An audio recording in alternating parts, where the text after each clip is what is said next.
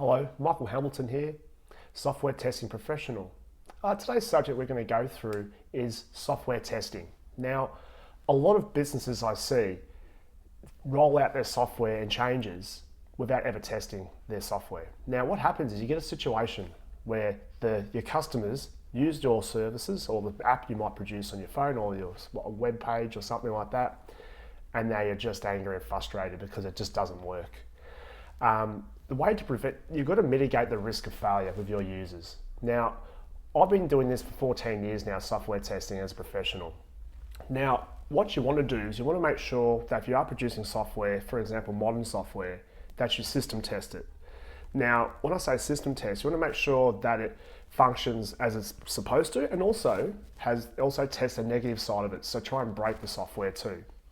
So there's a diagram on the screen now. It shows you how I would test a stock trading application, for example, if you're going to build a new one, just at a really simplistic level.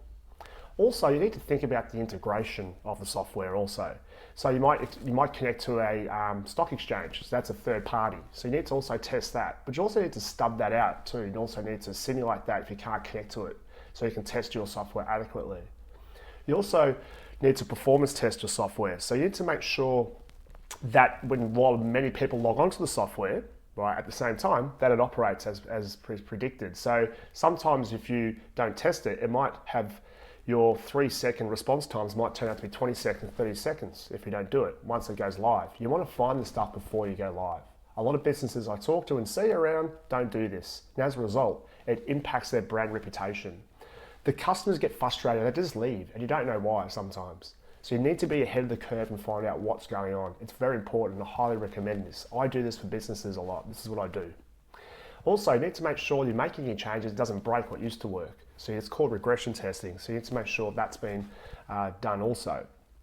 This is quite a specialized area and some people really struggle with it. So if you're not understanding some of the concepts today, please contact me. I'll be happy to walk you through and produce future blogs that go into some form of smaller detail around particular topics. Otherwise, thank you for your time today. I'll hope to talk to you soon.